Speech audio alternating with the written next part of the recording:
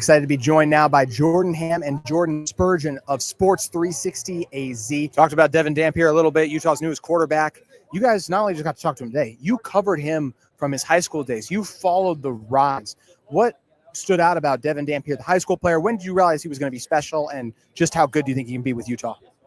Devin was on the rise towards the beginning of his high school career, but he really took off his senior year. He was with the Saguaro Sabercats, which is a power out in Scottsdale, and was coached by a guy named Jason Mons, who's now the tight ends coach at Arizona State. And because of transfer rules, Devin had to sit out the first 5 games of the season, and then came in and was kind of they had an established starter, but Coach Mons ended up putting him in the postseason, and they won the Open Division that year, which is the highest level. And there's a game in particular against Hamilton. The starting quarterback for that team is Nico Marchiol, who's fighting for the West Virginia starting job right now. And it was just a duel, and you just saw Devin take over the game with his legs. He made some really timely throws, and that's where it was like, okay, everything we've heard about this guy, we're fully seeing in fruition. So in terms of an athlete at the quarterback position, like, he's definitely way up there, and there have been some really good quarterbacks I've seen in my time over there. And he's just continued to develop. We saw it at New Mexico. Now you have him in Salt Lake with his offensive coordinator. I think there's a nice setting for him to really kind of take off here this year.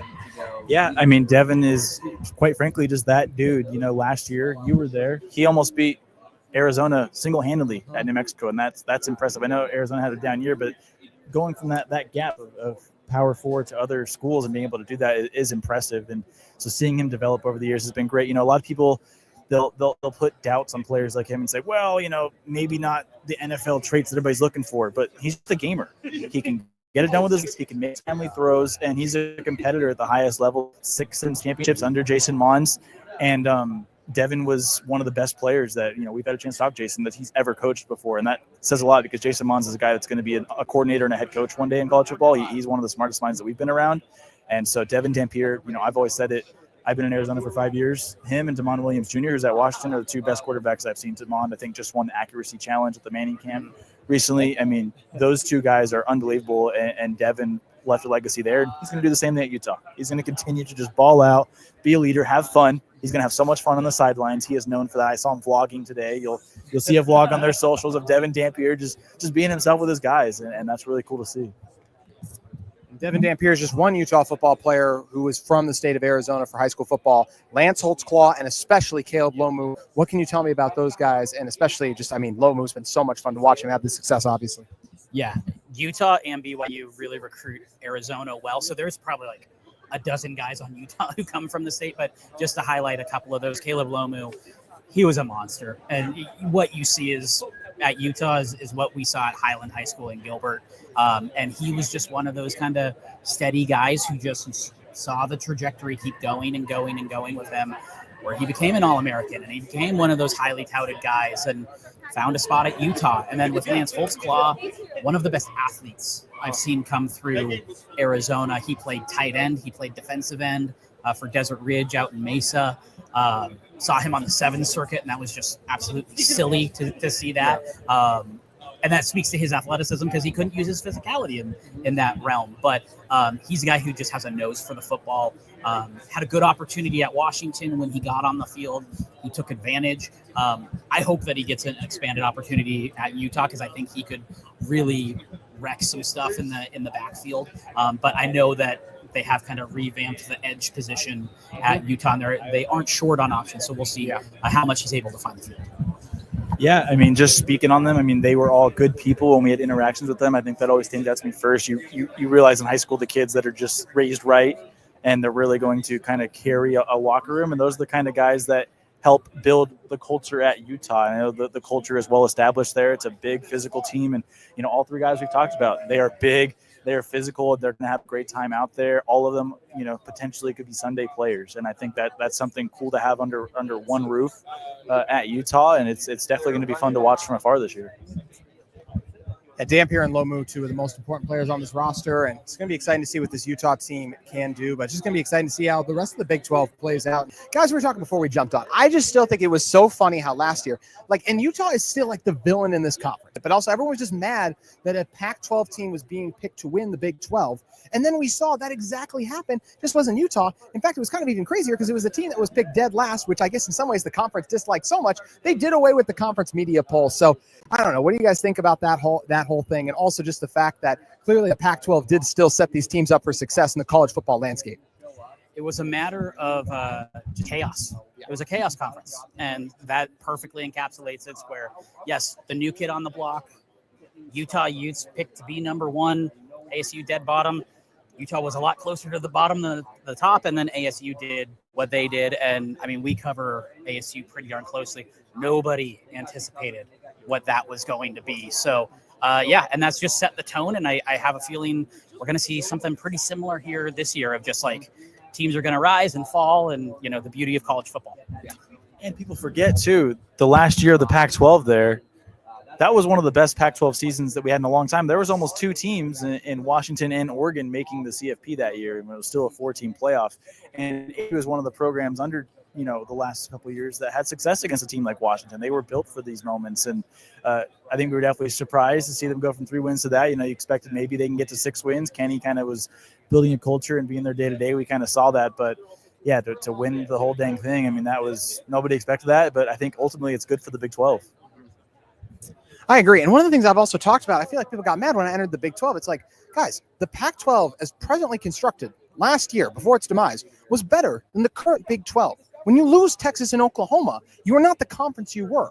No team has gone to back-to-back Big 12 title games outside of Texas and Oklahoma since Colorado in 04 and 05. So don't tell me like this is the same conference. I still feel like the old Pac-12 was stronger than the new Big 12, the biggest reasons being Oregon, USC, those ones are still in there, in addition to the Arizonas, Arizona States, the Utahs, those other teams that are capable of breaking through. Yeah, and I think with the Big 12 in its current iteration, it's just so wide open where you have so many great teams that are probably going to go 8-4 because you're just catching strays each and every week. And, I heard some of the coaches talking today where it's like some conferences you can go in and have your B and C game and you still win. This conference, you really have to bring it every single week. So that goes back just to what we were talking about with the Chaos Conference. I mean, for the most part, depending on non-con, pretty much it's going to be a 2-loss team winning the Big 12 most years, whether it's 2 conference losses or whether it's just 2 losses in general, because top to bottom, it is that way. And college guys, people forget they're 18 to 22 or maybe even 24 now. It's, as we get towards the end of the COVID years and stuff like that.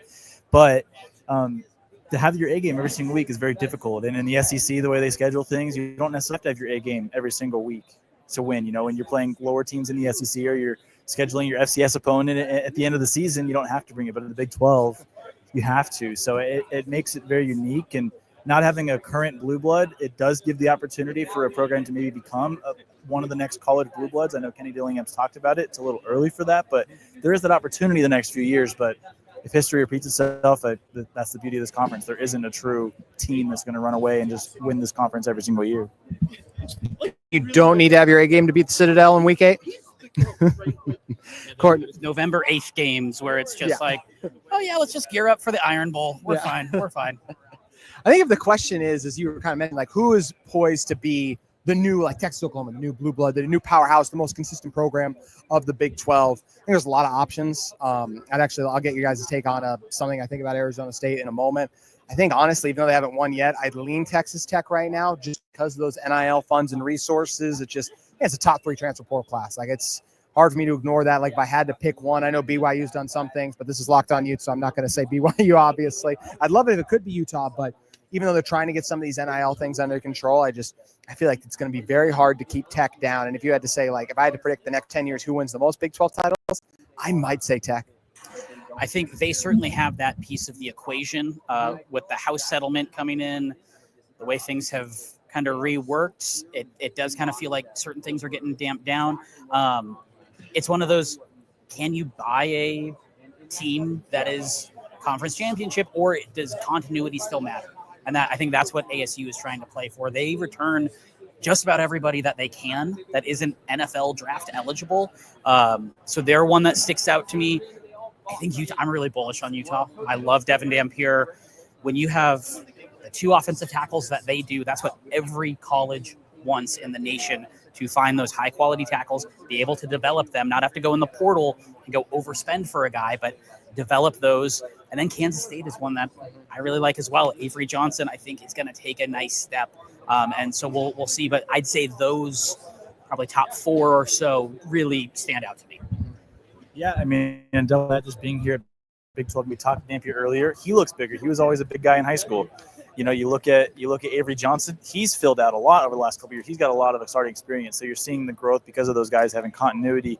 But I agree. I mean, those 3 teams definitely have a legit shot to win the Big 12. Utah, if things go right, if Devin Dampier lives up to his potential, don't see surprised if they're in the running for a Big 12 championship. You know, Colorado, if the quarterback situation is as good as Dion has talked about, they could be a team at least in the hunt like they were last year. I mean, they still got a lot of talent. You know, it's still a weakness in the trenches out there, and that's where you win games the most. But when you have enough skill players, you can sometimes overcome that in a conference like this where there really is not one true favorite. Today's episode of Locked On Utes is brought to you by Monarch Money. Ever check your bank account and wonder, where did all my money go? Between dining out, online shopping, entertainment, it's easy to lose track. That's where Monarch Money comes in, your personal CFO, giving you full visibility and control over your finances. Monarch Money isn't just a budgeting app, it's a complete financial command center. You can track all your accounts, investments, and spending in one place. So you just stop just managing your money and start building your wealth. They have that surprising insight. When I started using Monarch, I realized just how much I was spending on food delivery. Now I budget smarter and save even more. Also, that easy collaboration, managing money with your partner is smoother than ever. You can track shared and personal accounts, set goals, and stay on the same page without the stress. You can take control of your finance with Monarch Money. Use the code LOCKEDONCollege, all caps, no spaces, at monarchmoney.com for 50% off your first year. That's monarchmoney.com, code LOCKEDONCollege for half off your first year. When you head over to Monarch Money and use that code LOCKEDONCollege, all caps, no spaces, you can head over to Monarch Money today.